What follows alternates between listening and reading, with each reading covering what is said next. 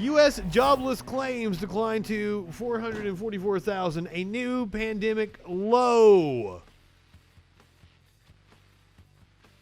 But I thought it was an emergency that we needed to end unemployment immediately. That could be causal, that people are like, oh shit, unemployment's ending. But I mean, we're talking about new claims here. We're talking about actual jobless claims. The number of Americans seeking unemployment aid fell last week to 444,000, a new pandemic low, and a sign that the job market keeps strengthening. Thursday's report from the Labor Department showed that applications declined 34,000 from a revised 478,000 a week earlier. The number of weekly jobless claims, a rough measure of the pace of layoffs, has declined steadily since the year began. The data release coincides with rapid moves by nearly all of the nation's Republican governors to cut off a $300 a week federal unemployment benefit. Now, I've looked into this to try to find out the answer. If you live in a Republican state, and if you are a contractor that is just on the pandemic unemployment assistance, I think you get to keep drawing it. And there has been talk from Bernie Sanders specifically to make sure that there's a way that all contract gig workers, freelancers, are still able to draw the full benefits until September. Because, of course, Bernie is on our side.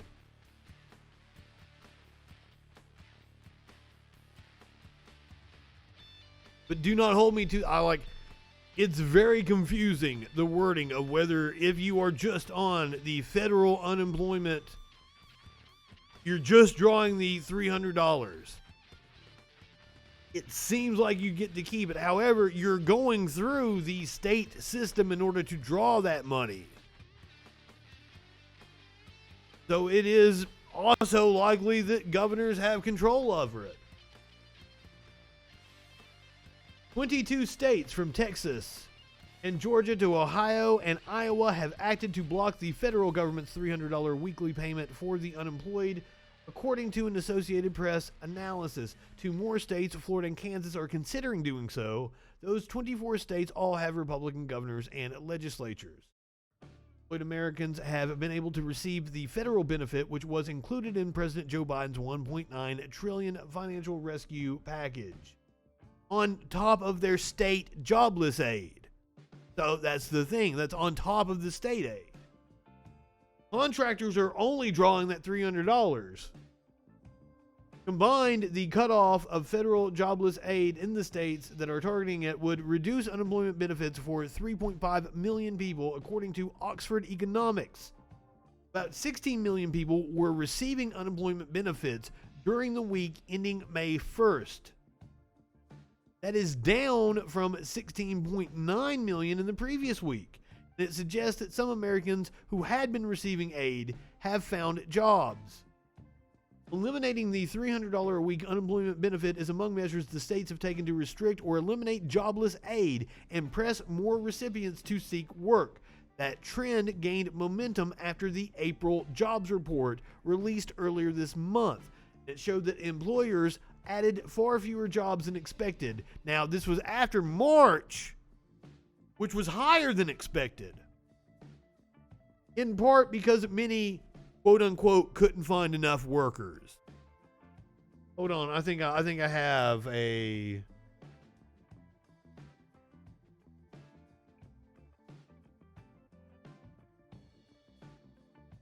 maybe not. I thought I had an infographic. 21 states say they will also cut off all benefits for the self-employed and gig workers. Okay. Here's that question. Who became newly eligible for jobless aid under a relief package that was enacted in March last year. In addition, 35 states have reinstated a requirement that jobless aid recipients search for work in order to keep receiving benefits. That requirement had been suspended at the start of the pandemic, when many businesses were closed and Americans were encouraged to stay at home. As the economy quickly recovers from the pandemic recession, consumers are showing more confidence in spending at a healthy rate.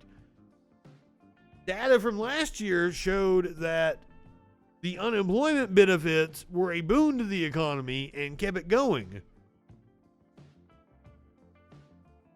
Yet the rapid reopening from the pandemic has created a wide range of supply shortages that have disrupted what economists had hoped would be a smooth rebound. Home building fell sharply in April, for example, as builders struggled with shortages of lumber and labor. The shortages have caused a spike in inflation, which led stock markets to tumble this week because investors worry that higher prices will force the Federal Reserve to prematurely cut back on its efforts to stimulate growth. Oh, are they worried that your interest rates are going to get cut? Ooh. They've been borrowing at next to nothing since like fucking Obama came into office. We have a completely fiat economy.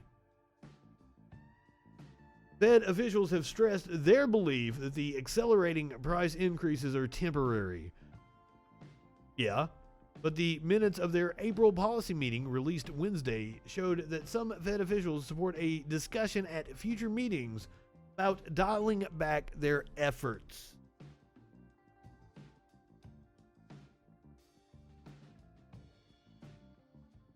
So they brought up labor shortages. This coming to us from Vice. Fantastic headline. This magical trick solved an ice cream shop's labor shortage. A magical trick. Oh my God. You would think every right-winger in all the comment sections, all these business owners that are complaining about not being able to find workers would want to read this Vice article now, wouldn't you? A magical trick. Holy shit. The great labor shortage of 2021 came for Clavin's ice cream in Pittsburgh, but rather than asking the U.S. government to end COVID benefits helping those put out of work, it used a novel idea to solve the crisis. It offered to pay its workers $15 an hour. Wow! As I've pointed out many times, the living wage in every single state in this country is at least $13.50. It costs $13.15 to live in the cheapest states.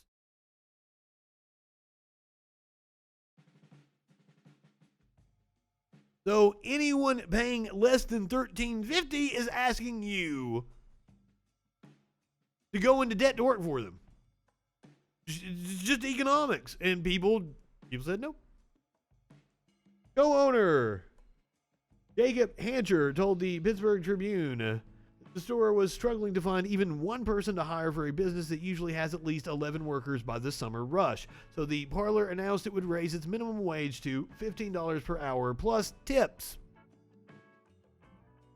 He'd never seen anything like it. It's an industry-wide thing by now. We should have 5 or 6 people hired. We don't have one. We usually have 11 to 15 people.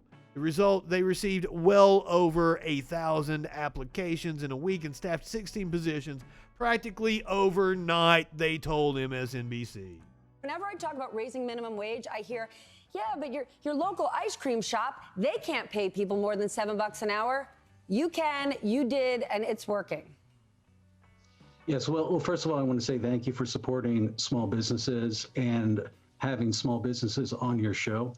I would say that there's a camaraderie loop going on here. That's more people than normal. And Denny's did a study on this. Denny's did a study that raising wages produced more business for them because they got better employees that produced a better customer experience. Holy shit!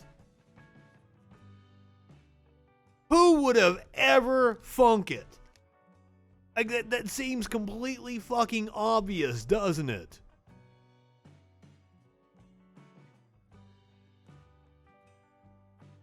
Shit. Loyal to our employees, and we continue to have that loyalty. and that pays back in terms of return on investment and improving business. Yes, So yes, what happened? yes. When you raised your starting wage to $15 an hour, what happened? We received well over 1,000 applications. We received, I think, 250 applications off of Facebook. We had 200 and some odd applications come in, and this is over the course of a week. So we stopped counting. People wanted to work for you. Amazing. We filled the 16 positions practically overnight. We did on-the-spot interviews as soon as people were coming in. Has turnover changed since then? Oftentimes in low-wage jobs, there's tons and tons of turnover. Good People question. stay long, and that's a huge expense to businesses. Retraining employees, finding new employees. Yes, especially in the restaurant business, turnover is a big issue. And the other issue is burnout. A lot of people work 2 or 3 jobs, and now they're just working 1 job. So people are showing up on time now. They're reporting to work in a better mood. Customer service has improved. Things like that that you don't always account for. Mind-blowing. I swear, capitalism has rotted some people's brains.